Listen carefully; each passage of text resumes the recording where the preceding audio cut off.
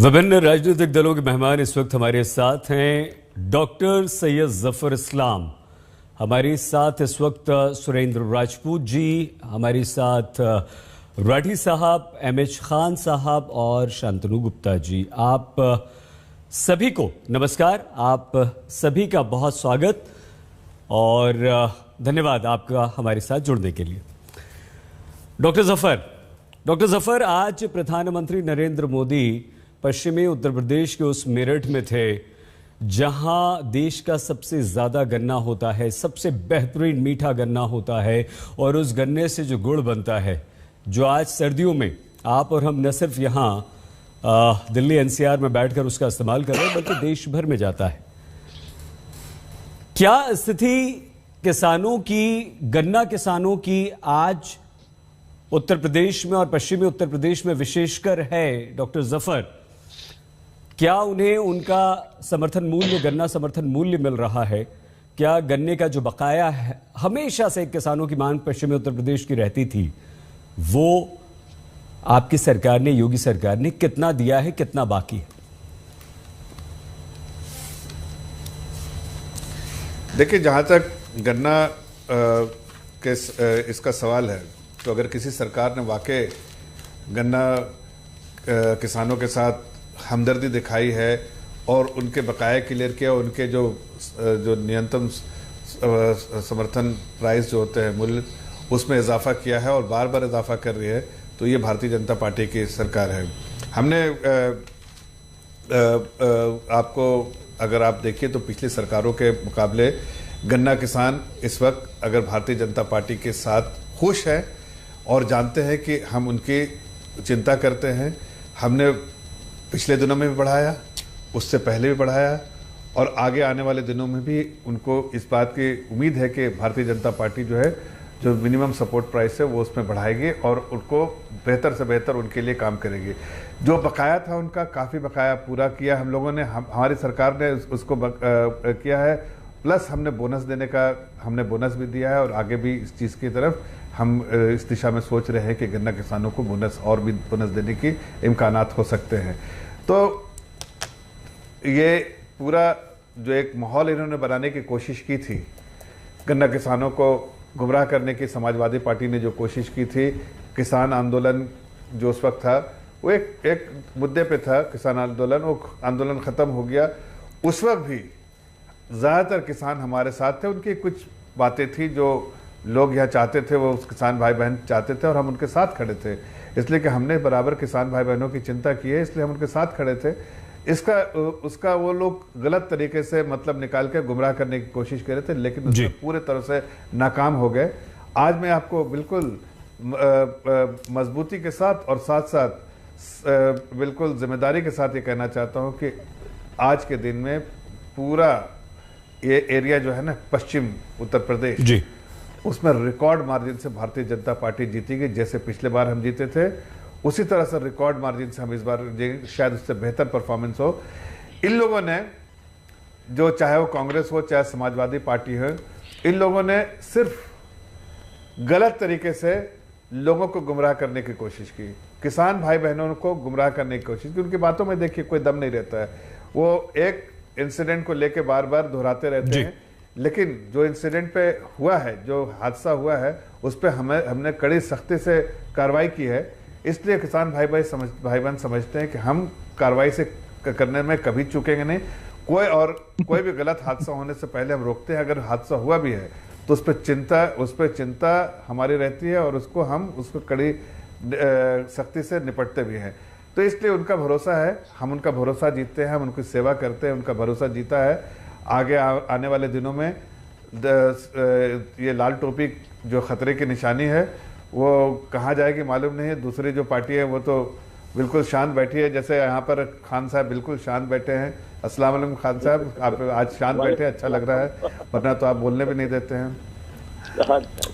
बहुत धन्यवाद तो डॉक्टर जफर। माहौल में मुझे पूरी उम्मीद है जी समाप्त कर लीजिए डॉक्टर साहब। आप ये लोग के जितने इरादे पे पानी, ये पूरे नापाक इरादे जो है लोगों को गुमराह करने के, वो फेल हो जाएंगे। ठीक है सर। विजय राठी जी, विजय राठी जी, पश्चिमी रुकिए ना सर एक छोटा सा प्रश्न है, बाकी आपका समय है। जैसे डॉक्टर जफर को किसी ने नहीं रोका, आप भी खूब बोलिएगा। विजय राठी जी, पश्चिमी उत्तर प्रदेश में कुल 136 सीटें, वहां पर बीजेपी 109 और आप 21 पिछले चुनाव में, लेकिन इस बार जयंत चौधरी और अखिलेश यादव यानी कि आप साथ में हैं। गन्ना किसानों की समस्याएं सबके सामने हैं, समर्थन मूल्य को लेकर, और डॉक्टर जफर कह भी रहे हैं कि भाई हमने सबसे ज्यादा पैसा बढ़ाया भी है उनका। आपको लगता है कि इस तराई वाले क्षेत्र में यहां बहुतायात जहां गन्ना होता है वहां की मिठास इस बार किसानों के मन में आपके लिए मिठास है, बीजेपी के लिए कड़वाहट है, और उसे कैसे आप अपने पक्ष में 21 से आगे बढ़ाकर 109 को पार करेंगे? राठी साहब। सईद भाई देखिए, सबसे पहले तो मैं ये बता दूं, यहीं आप जफर भाई का चेहरा देखिए। अगर इतना ही समर्थन मिल रहा है तो ये चेहरे पे नूर क्यों नहीं दिखाई दे रहा? आज बड़े हताश हैं, उदास हैं। दूसरी चीज मैं आपको बता दूं कि जहां ये रैली थी आज, उसके 8 किलोमीटर पास ही मैं बैठा हूं, क्योंकि यहीं मैं रहता हूं, यही हमारा क्षेत्र है। तो शायद मुझसे ज्यादा बेहतर इस क्षेत्र के बारे में कोई जान नहीं सकता।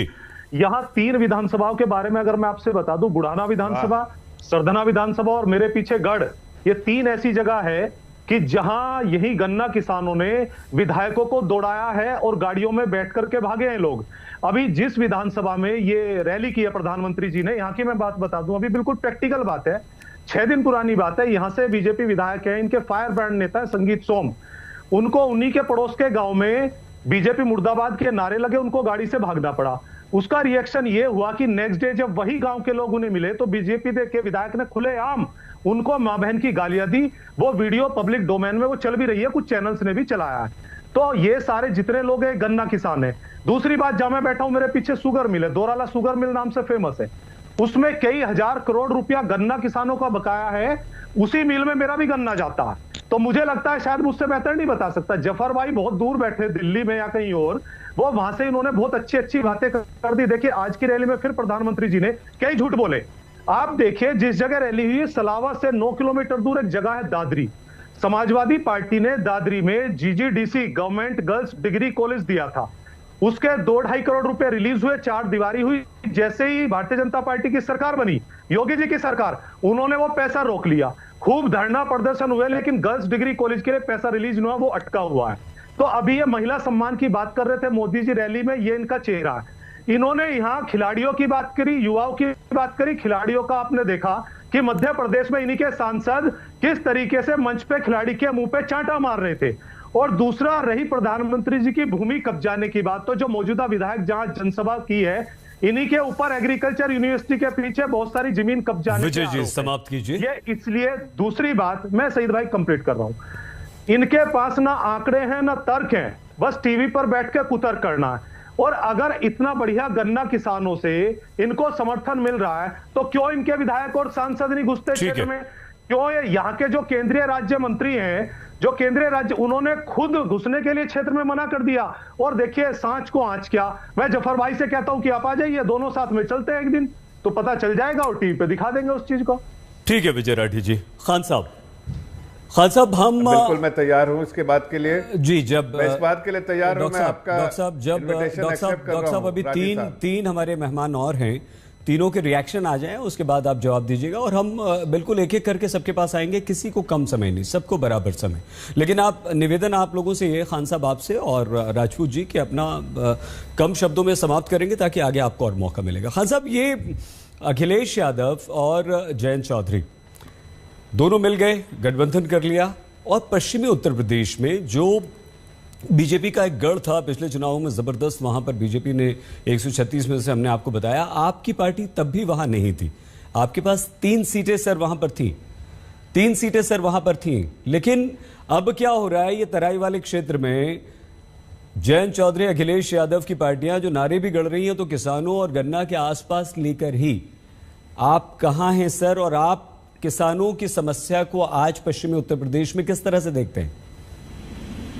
देखिए सईद भाई, सबसे पहले तो मैं कहूंगा कि बहुजन समाज पार्टी की नेता बहन कुमारी मायावती जी ने 2500 रुपये गन्ने का पहले मूल्य हुआ करता था, उसको 250 रुपये किया।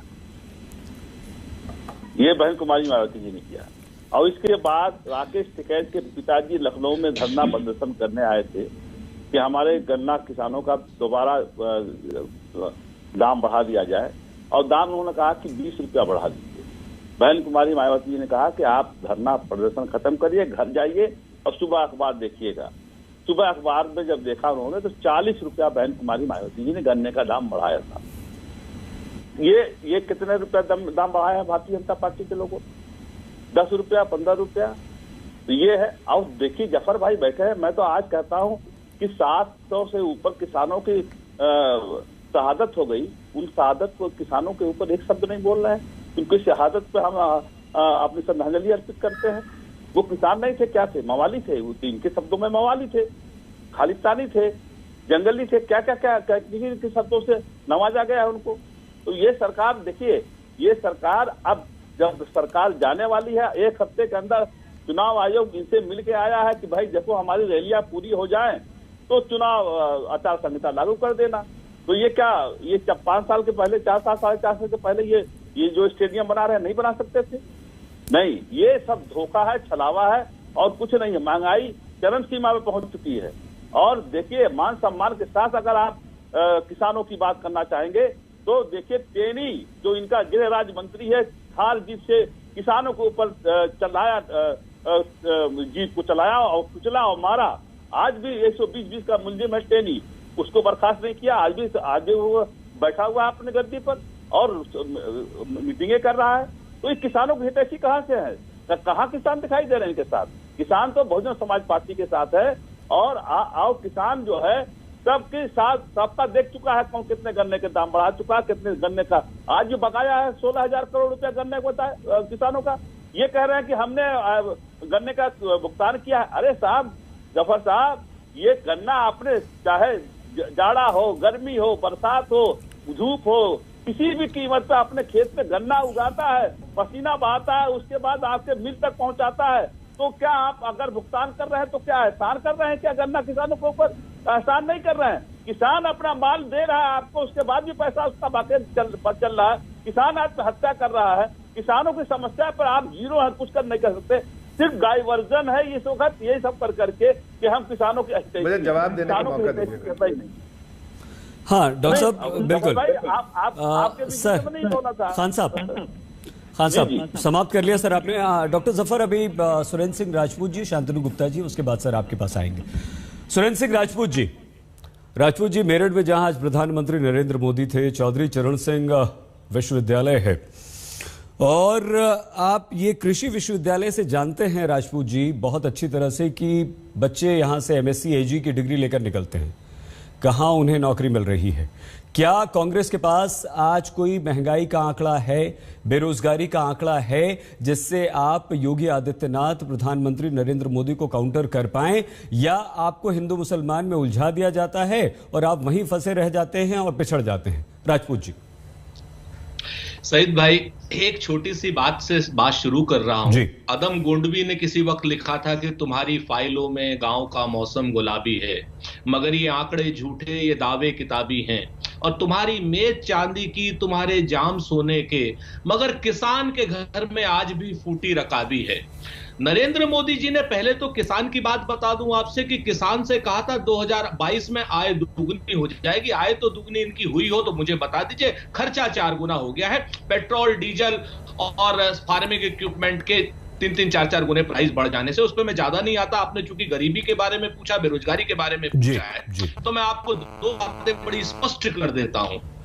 पहली चीज तो पूरे देश में सबसे ज्यादा अगर कोई गरीबी का राज्य है तो पहले 5 राज्यों में, मैं नहीं कह रहा हूं, नीति आयोग कह रहा है, पहले 5 राज्यों में 4 राज्य भाजपा शासित हैं, जिसमें तीसरे नंबर पर उत्तर प्रदेश है। टॉप कर रहा है बिहार 51% के हिसाब से, और क्या नाम, उत्तर प्रदेश 37.73 यानी 38% के हिसाब से गरीबी है यहां पर। सबसे कम केरल में 0.71% है, पंजाब में 5.5 है। तो सबसे गरीब राज्य उत्तर प्रदेश आपके सामने है। इन्होंने इतना झूठ बोलते, इतना छल करते हैं, इतना कपट करते हैं कि कुछ समझ में नहीं आता। इन्होंने कहा साहब GDP और हम यहां पर आय दुगनी कर दी।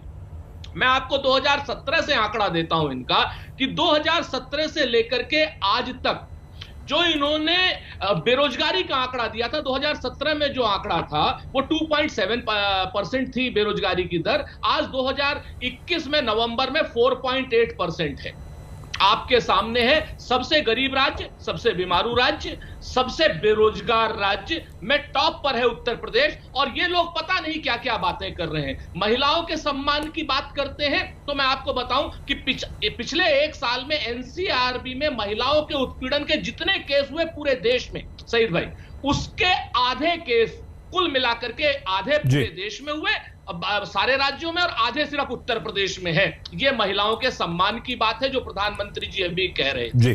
तो ये जो देश में जिस तरीके के उत्तर प्रदेश में सिर्फ बात बहादुरी का, छल कपट और प्रपंच का राज है, इससे निजात पाने की आवश्यकता है। अगर आप इससे निजात नहीं पा सकते तो कहते ना प्रधानमंत्री जी से कि दुरंगी छोड़ एक रंग हो जा, सरासर मोम या फिर संग हो जा। अभी कह रहे हैं कि साहब यूनिवर्सिटी का हम उद्घाटन कर रहे हैं।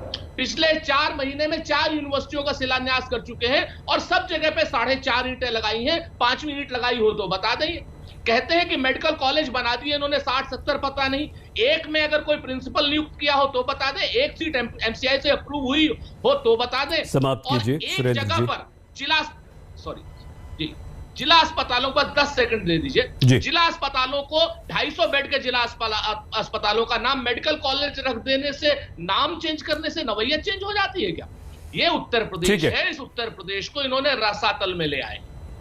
जनता जवाब देगी। और हम लोग 20 लाख नौकरियों की बात कर रहे हैं, पहले दिन देंगे। अगर बस कीजिए, आगे आपका नंबर आएगा सुरेंद्र जी, क्योंकि एक एक रिएक्शन। हाँ, शांतनु जी के बाद डॉक्टर जफर आपके पास आ रहे हैं।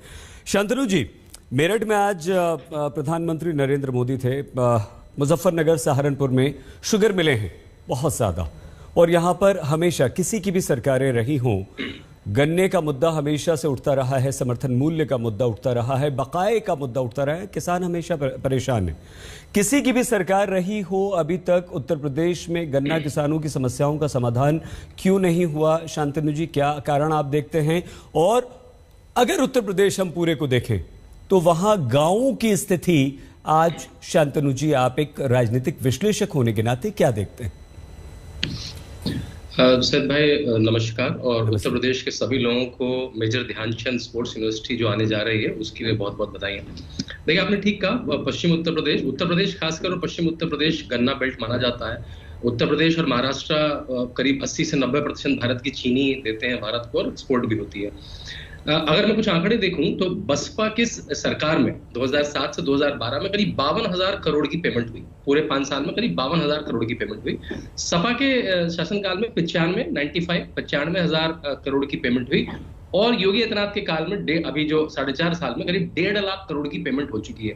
देखिए, दिक्कत आती क्यों सईद भाई? क्योंकि ये सरकारी पेमेंट नहीं है, सरकार को पेमेंट नहीं करनी होती है। इसमें से सरकार की चीनी मिलें तो थोड़ी ही होती हैं, ये प्राइवेट चीनी मिलें होती हैं। सरकार को उन पे दबाव बनवा के या कुछ ऐसा तरीका बना के कि वो पेमेंट कर पाए। तो सरकार ने क्या करा? योगी आदित्यनाथ की सरकार ने सारी चीनी मिलों के साथ एक एस्क्रो अकाउंट बनवा दिया, और उस एस्क्रो अकाउंट में 85% पैसा जो है उसका वो केवल निकल सकता है चीनी मिल मालिक और जो वहां का गन्ना अधिकारी है। तो अब वो जो चीनी मिल मालिक है वो किसी और तरह से पैसे डाइवर्ट नहीं कर सकता, इसलिए ये इनकम आ रही है। और सारी जो गन्ना पर्ची है वो भी अब ऑनलाइन मिलती है, वो गन्ना पर्ची खोने का डर नहीं है। एक ऐप है, ई गन्ना ऐप, आप समझ सकते हैं उसके करीब 45 लाख डाउनलोड है उस गन्ना ऐप के। और ये जितने मैं आपको बता रहा हूँ, ये जो गन्ना का भुगतान हुआ ये डीबीटी के माध्यम से हुआ, उनके खाते में हुआ, तो आप चेक कर सकते हैं 45 लाख किसानों को हुआ। पहली बात ये। दूसरी बात, 2017 से पहले करीब 30 चीनी मिलें उत्तर प्रदेश में बंद हो गई थी, कुछ टेक्निकली अपग्रेड नहीं हुई। वो सारी चीनी मिलें, चाहे वो पूर्व में हो पश्चिम में हो, वो टेक्निकली अपग्रेड हुई, वो दोबारा से शुरू हुई। और एक टर्म होती है टीसीडी, टन्स पर डे, मतलब आप कितना गन्ना क्रश करते हैं। करीब 34,000 टीसीडी कैपेसिटी उत्तर प्रदेश की बढ़ चुकी है। तो इसलिए बहुत सारे काम हुए हैं, आप आंकड़े कुछ भी दे लें। मैंने करीब पश्चिम के सारे जिलों का अपनी किताब लिखते समय दौरा किया है, बहुत सारे किसानों से, बहुत सारे चीनी मिलों से बात करी है, तो बिल्कुल सीन बदल चुका है। बाकी देखिए, आप चैनल पे कुछ भी बोल लें, लेकिन किसानों को पता है कि उनका जीवन इस 5 साल में पिछले 10 साल के तुलना में कैसा बदल गया। एक चीज और कहूंगा, पश्चिम की जो सबसे बड़ी समस्या थी, जो मुझे अपनी रिसर्च में मिली, वो थी लॉ एंड ऑर्डर। पूरे उत्तर प्रदेश में थी, पश्चिम में खासकर थी। और जब आज प्रधानमंत्री ने कहा कि आज जेल खेल रहे हैं, तो मैंने अपनी किताब में बल्कि ये लिखा भी है कि कैसे बहुत सारे कैदियों के एड्रेस बदल गए हैं। पहले वो अपने आलीशान बंगलों में रहा करते थे, उनके बंगलों पे तो बुलडोजर चल गया। अब मैं आपको 4-5 नाम देता हूं। मुख्तार अंसारी बांदा जेल में है, अतीक अहमद सेंट्रल जेल गुजरात में है, ब्रजेश कुमार सिंह बनारस जेल में है, बबलू श्रीवास्तव बरेली जेल में है, मुनीर जी तिहाड़ जेल में है दिल्ली में, मुबारक हरदोई जेल में, आकाश जाट गाजियाबाद जेल में है, संजीव महेश्वरी जीवा लखनऊ जेल में है, अनिल दुजाना गौतम बुद्ध जेल में है और सिंगलाल बाजी गोरखपुर जेल में है। तो जो जेल प्रधानमंत्री ने कहा, बहुत लोगों के एड्रेस भी चेंज हो गए उत्तर प्रदेश में। बिल्कुल शांतनु जी, लेकिन आपने ये कहा कि चैनल पर कुछ भी कर लें, खेल लें। आ रहे हैं सर आ रहे हैं राठी जी, डॉक्टर जफर और डॉक्टर जफर के बाद ऑर्डर में चलेंगे सर सबको। शांतनु जी, क्योंकि आपने ये जिक्र कर दिया कि चैनल पर आप कुछ भी कह लीजिए। देखिए, हम तो आप ही की तरह आंकड़े दे रहे हैं, फिर से आंकड़े देंगे। और क्योंकि आज प्रधानमंत्री नरेंद्र मोदी पश्चिमी उत्तर प्रदेश में गन्ना बेल्ट में थे, तराई वाले इलाके में थे, इसलिए वो बात किसानों की यहाँ पर हो रही है ना। और आप तो जानते हैं हम लोग अपनी तरफ से क्या कर लेंगे। डॉक्टर जफर, सभी ने आप पर निशाना साधा है, राजपूत जी और रमेश खान साहब ने खास तौर से, और राठी जी ने, लेकिन साथ में अब क्योंकि शांतनु जी ने इस चर्चा को एक अलग दिशा दी।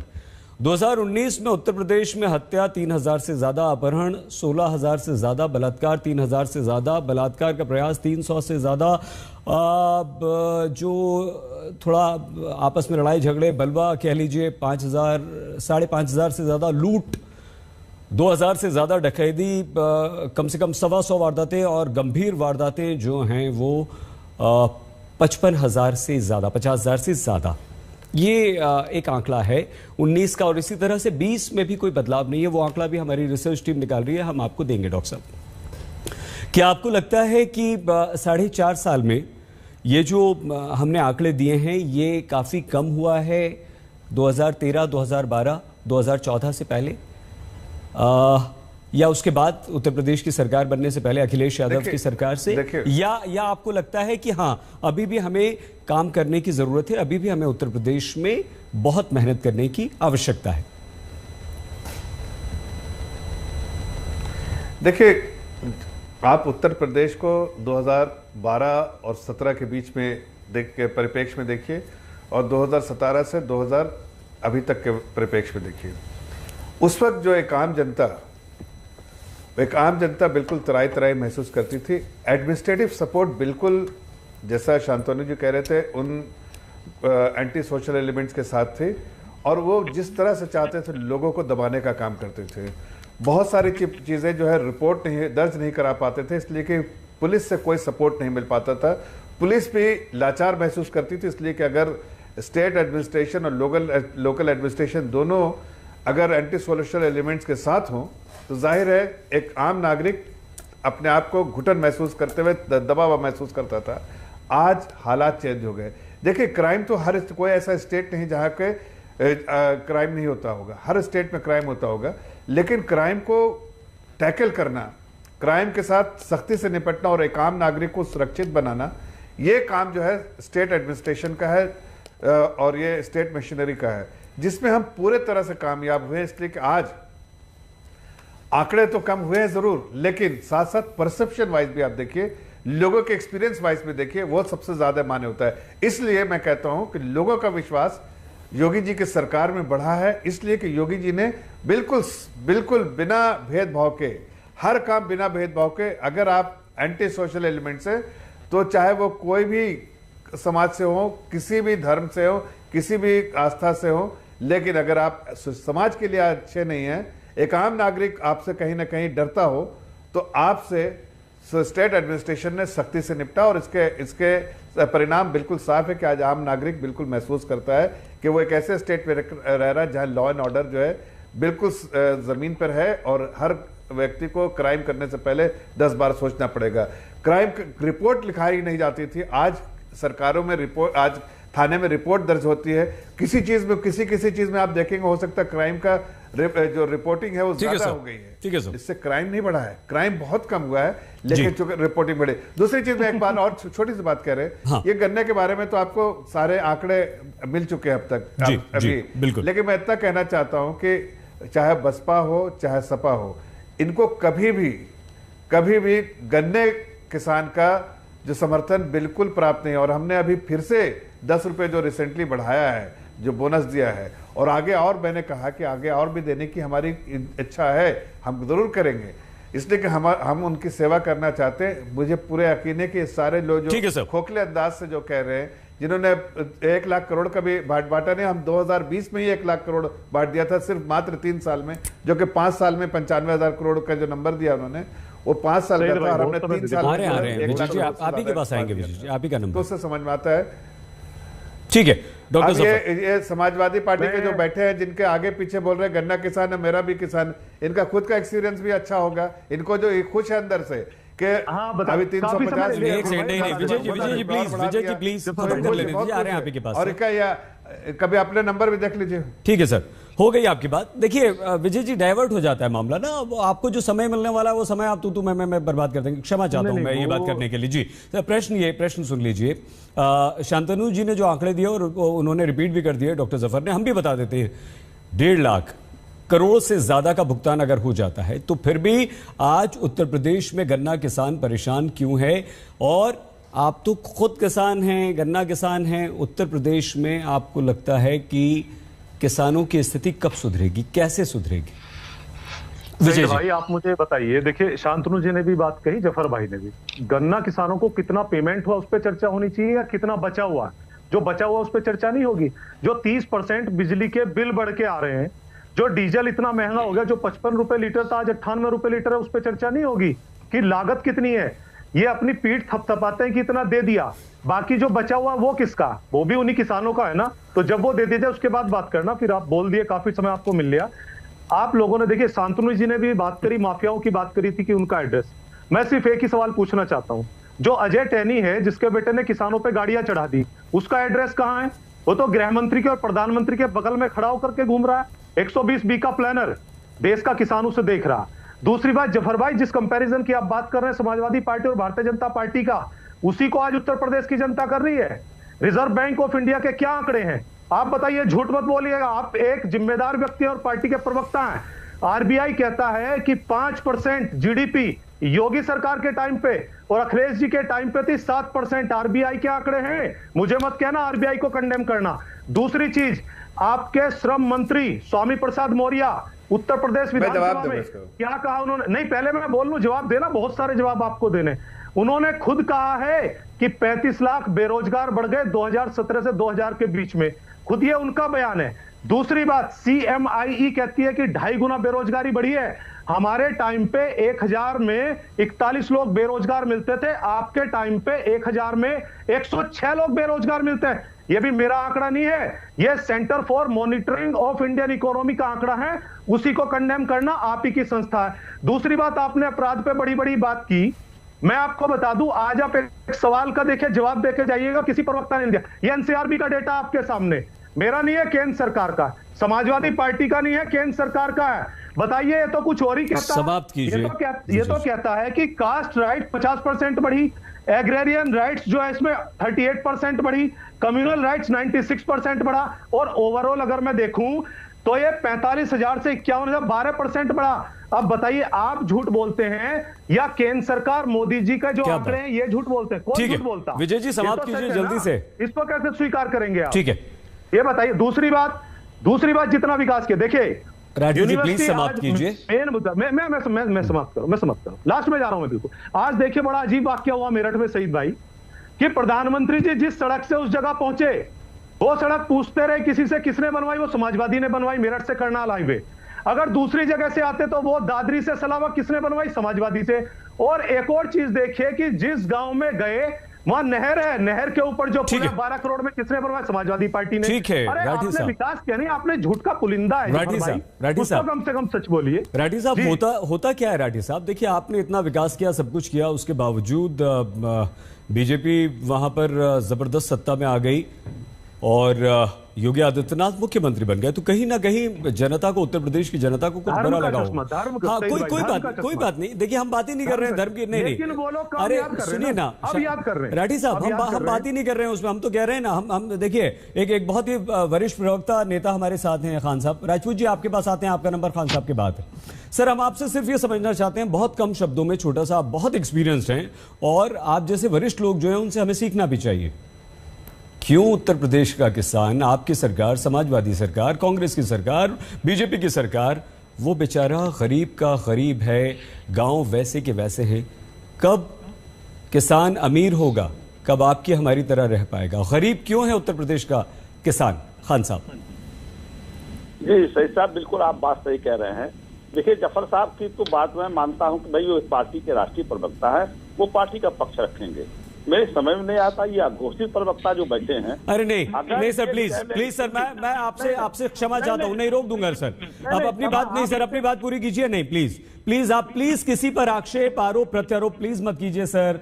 देखिए, सब प्रश्न पूछा है, बता दीजिए प्लीज, जवाब दे दीजिए सर। कौन बैठ रहा है, क्या कर रहा है, कौन किसका प्रवक्ता है? नहीं सर प्लीज, आपकी जिम्मेदारी नहीं है सर। बहुत सम्मान के साथ खान साहब, बहुत सम्मान के साथ, कौन बैठा है, कौन किसका प्रवक्ता है, कोई सर आपको समय मिल रहा है ना पूरा? सर आपको पूरा समय मिल रहा है ना? आपको भी और इनको, शांतनु गुप्ता को भी सर आपको समय मिल रहा है ना पूरा? सर मैं कह तो रहा हूँ, आप बोले सर प्लीज मत बोलिए ना कि कौन बैठा है, कौन क्या कर रहा है, कौन किसका प्रवक्ता है, कौन नहीं है सर। प्लीज क्यों नहीं बोल रही? नहीं सर, प्लीज सर, आप ऐसा नहीं कर सकते सर। सर देखिए, अभी आपको इतना बढ़िया हमने सवाल पूछा, आप बता दीजिए ना क्यों किसान गरीब है बेचारा उत्तर प्रदेश का? बोलवाइए, फिर आप भी बोलवाइए, हम बैठ जाते चुपचाप है, नहीं बोल रहे हैं। अरे आपसे सवाल, अगर आपको सवाल का जवाब नहीं देना है तो मत दीजिए। आपने 30-40 सेकंड ये हम लोगों की बकझक में खराब कर दिए सर आपने। झूठ बोल रहा है, हम बोलेंगे नहीं यूसुफ साहब, ये आदमी झूठ बोल रहा है, साबित कराइए बहन जी ने। सर आप प्लीज अपनी बात कीजिए, आप बहन जी की बात कीजिए, बहुजन समाज की बात कीजिए, अपनी बात कीजिए। क्या किया आपने किसानों के लिए, क्या किया आपने उत्तर प्रदेश के लिए, बताइए। अरे राठी साहब ने बता दिया ना, कितनी सड़कें बनाई, कितनी नहर बनाई, सब बताइए। आप बता दीजिए आपने क्या बनाया, आपने क्या किया। आप मुझे टोक रहे हैं, कमाल हो गया साहब। सर आपको सिर्फ इसलिए टोका, ऐसे तो नहीं थे। अरे 2 मिनट खराब हो गए हमारे। साहब बताइए, जफर साहब प्लीज, जफर भाई प्लीज सर। खान साहब बात कीजिए प्लीज, अपने आप प्रश्न का उत्तर दीजिए। साहब बता दिए कितनी प्लीज डॉक्टर साहब, डॉक्टर जफर प्लीज, विकास के नाम पे मूर्तियां सर बनाई। प्लीज अब बताइए सर जवाब दीजिए। अब बहुत अफसोस है मुझे, इतना समय नष्ट हो गया हम लोगों का। बताइए सर, आपका समय नष्ट हुआ, हमारा नहीं। बोलना शुरू कर दिया ना आपने। बोलिए सर, बोलिए प्लीज। जो चीज झूठ है, आप पेमेंट कर रहे हैं, आपके पास ठीक है, आप कह रहे हैं, समझ में आता है। आप साबित करके बताइए कि बहन जी ने 125 से 250 नहीं किया। आप साबित करके बताइए कि 20 का 40 नहीं किया। जिक्र नहीं करोगे आप, क्योंकि उसमें शर्म आती है आपको कि बहन कुमारी मायावती जी ने पेमेंट किया है। अरे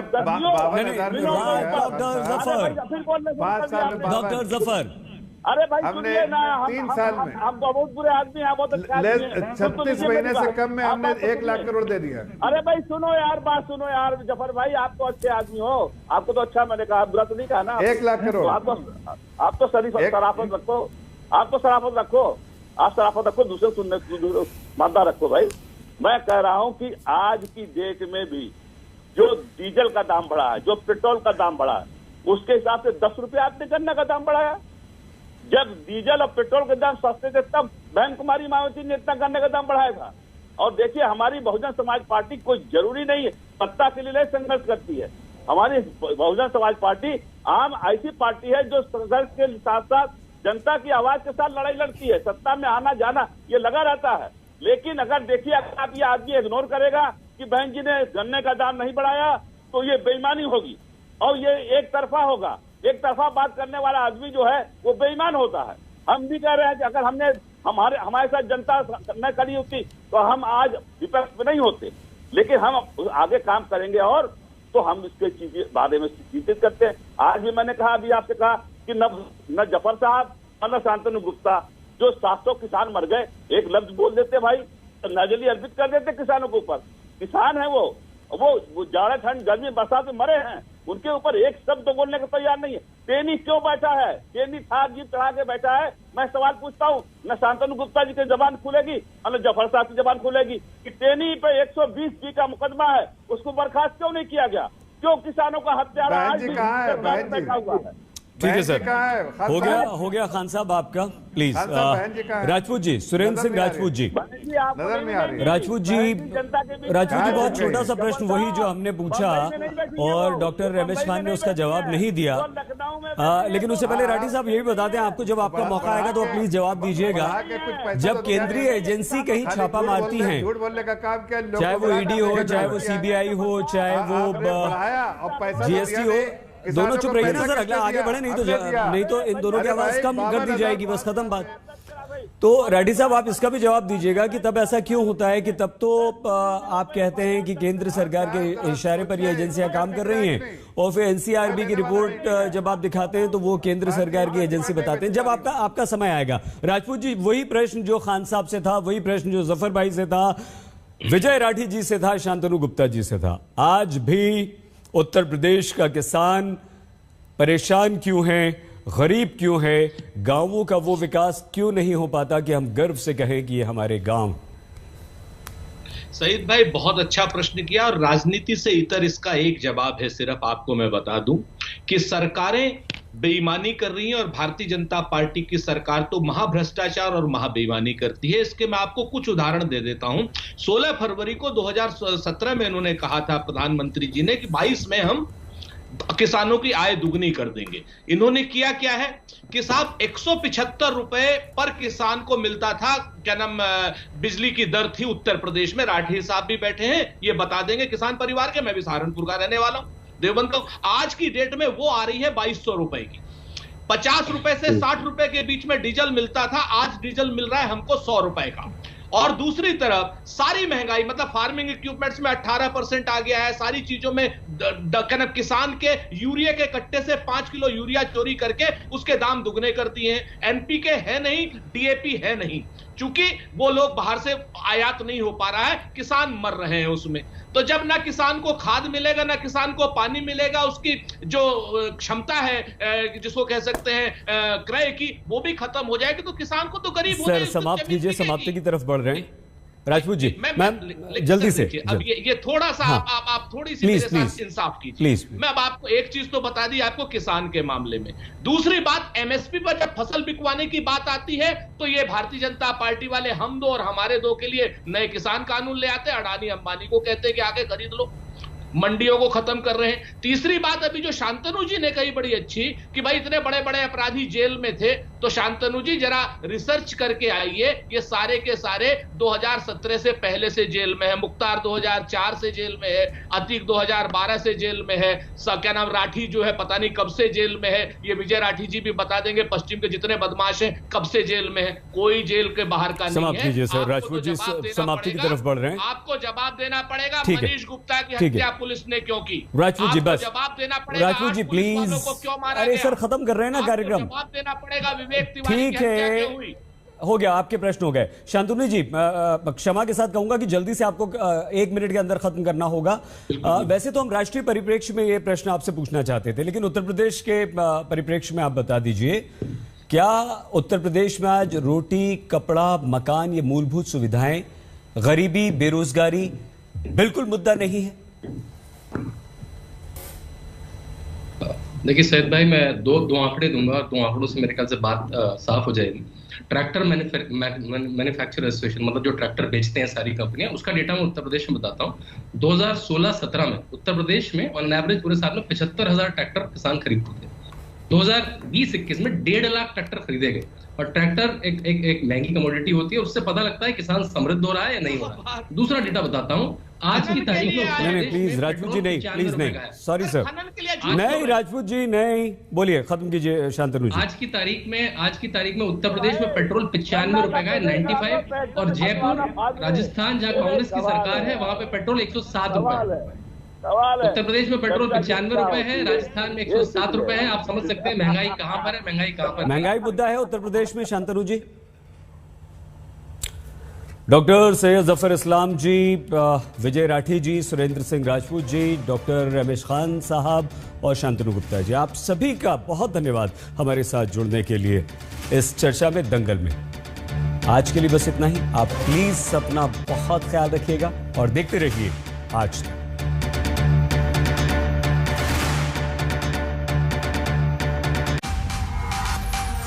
आज तक बेमिसाल 20 साल।